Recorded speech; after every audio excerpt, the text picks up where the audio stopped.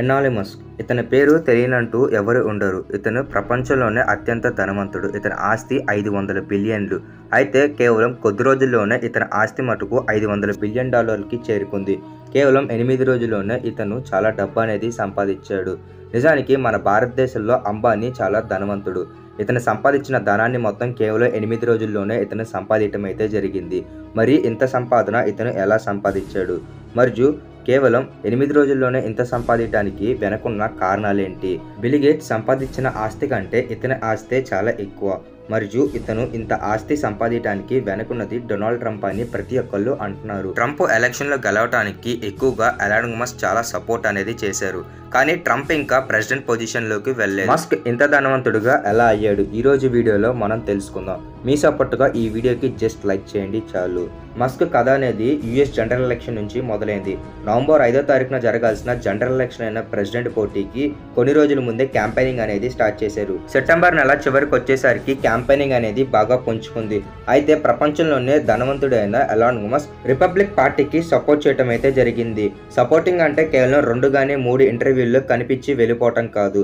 50% మొత్తం క్యాంపెయిన్ అతనే చేశాడు. మరియు క్యాంపెయిన్ బాధ్యతలు మొత్తం అతను భుజాల మీద వేసుకొని ట్రంప్ గెలవటానికి కీలక పాత్ర అనేది ఇతనే పోషించాడు. ఒక టైంలో ట్రంప్ పోటీ చేస్తున్నాడా లేకపోతే ఎలాన్ మస్క్ పోటీ చేస్తున్నాడా అన్నంత విధంగా క్యాంపెయినింగ్ అనేది చేశారు. రిపబ్లిక్ పార్టీకి $250 మిలియన్ అనేవి ఫండ్ గా ఇచ్చాడు. దాని అర్థం 20,000 కోట్ల రూపాయలు మన భారతదేశ కరెన్సీలో గనక చూసినట్లయితే. జనరల్ ఎలక్షన్ లో ఎలాన్ మస్క్ దగ్గర ఉన్న ఎక్స్ హ్యాండిల్ అనే ట్విట్టర్ ని చాలా బాగా ట్రంప్ కోసం వాడారు.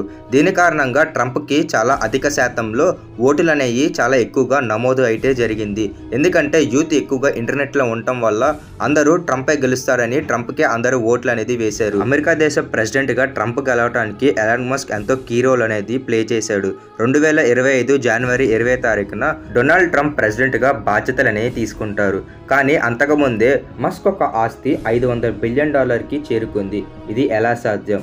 ముందుగా మస్క్ దగ్గర ఉన్న బిజినెస్లో ఒక బిజినెస్ అయిన టెస్లా కార్లు మనం తీసుకున్నట్లయితే టెస్లా కంపెనీ ఒక షేర్ వాల్యూ అనేది 2024 నవంబర్ 19న $346 ఉండేది. డిసెంబర్లో $440కి అది చేరుకుంది. అంటే కేవలం కొన్ని రోజుల్లోనే 27% ఇంక్రిమెంట్ అనేది ఇతనికి వచ్చింది ఓన్లీ ఈ షేర్ల ద్వారానే.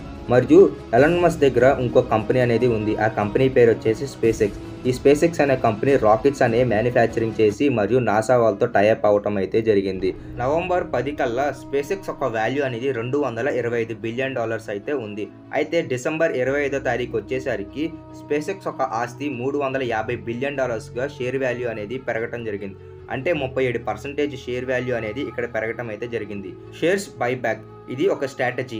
ఈ స్ట్రాటజీ ఏంటంటే ఒక కంపెనీ కనుక మనం తీసుకున్నట్లయితే ఆ కంపెనీ ఓనర్కి ఎక్కువ పర్సంటేజ్లో షేర్లు అనేవి ఉంటాయి. మరియు అతను కొంత పర్సంటేజ్ తీసుకెళ్లి స్టాక్ మార్కెట్లో పెడతాం అయితే జరిగింది. దీని కారణంగా ఏంటంటే స్టాక్స్ని వీళ్ళే మళ్ళీ ఇంకొకసారి అధిక మొత్తంలో కొనటం అయితే జరుగుతుంది. స్టాక్ ప్రైస్ కంటే ఎక్కువ డబ్బు ఇచ్చి మరి వీళ్ళు ఈ స్టాక్లు అనేవి కొనటం జరుగుతుంది. దీని కారణంగా ఇన్వెస్టర్స్ కూడా ఎక్కువగా ఈ కంపెనీ అనేది ఫ్యూచర్లో గ్రో అవుతుందని ఎక్కువగా ఇన్వెస్ట్ చేసి మరి ఆ స్టాక్లు అనేవి కొంటారు.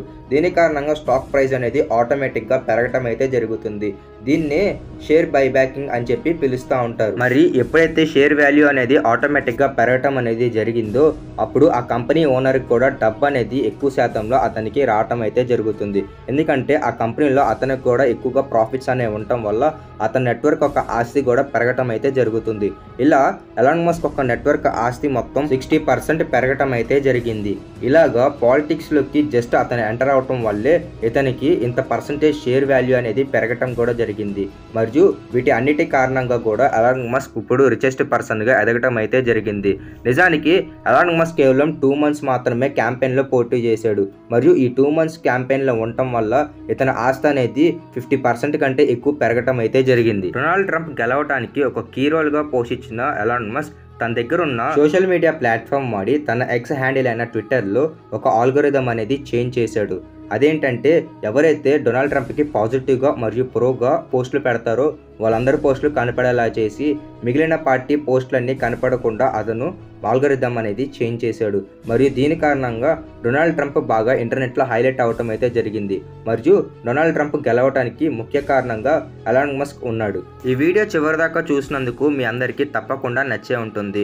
వీడియో నచ్చితే ఒక లైక్ చేయండి మరియు ఛానల్ని సబ్స్క్రైబ్ చేసుకొని పక్కన ఉన్న బెల్ ఐకాన్ని ఆన్ చేయండి. Thanks for watching.